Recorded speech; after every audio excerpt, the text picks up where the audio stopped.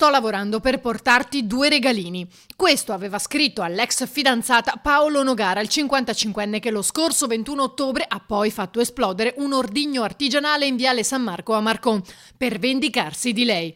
A distanza di pochi giorni i carabinieri di Mestre l'hanno arrestato. È un'indagine lampo che ha consentito in breve tempo, grazie all'aiuto dei testimoni o di chi aveva visto qualcosa, di individuare degli indizi che ci hanno consentito di risalire all'autore e che è stato portato in carcere ieri pomeriggio su disposizione dell'autorità giudiziaria di Venezia. L'aiuto fondamentale è arrivato quando una donna ci ha detto che aveva dei problemi col suo ex convivente e che fra l'altro era uno che ci sapeva fare con questa roba, quindi è stato lo snodo fondamentale dell'indagine. Originario di Vicenza ma residente a Casale sul Sile nel Trevigiano, Nogara è accusato di atti persecutori, fabbricazione, detenzione e porto di materiale esplosivo.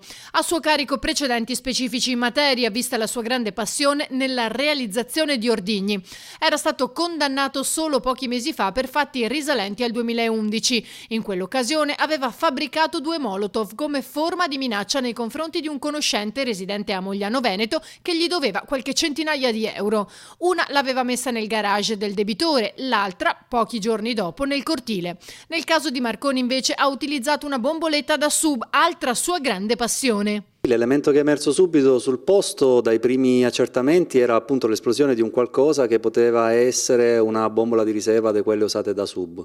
Ovviamente per fare un qualcosa del genere, per farla esplodere, ci vuole un minimo di cognizione di quello che si va a fare.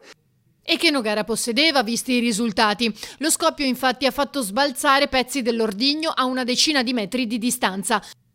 La bomboletta conteneva gas detonante ed era stata accesa con polvere da sparo ricavata da alcuni petardi trovati poi in casa del 55enne. L'ex fidanzata è spaventata. Una donna preoccupata perché era andata già via da casa e aveva già denunciato in passato le violenze e le azioni vessatorie di quest'uomo. Ma nonostante questo si ritrova oggi davanti a questo nuovo grave episodio. Per fortuna oggi l'uomo è in carcere, però è chiaro che bisognerà tener conto anche di questo.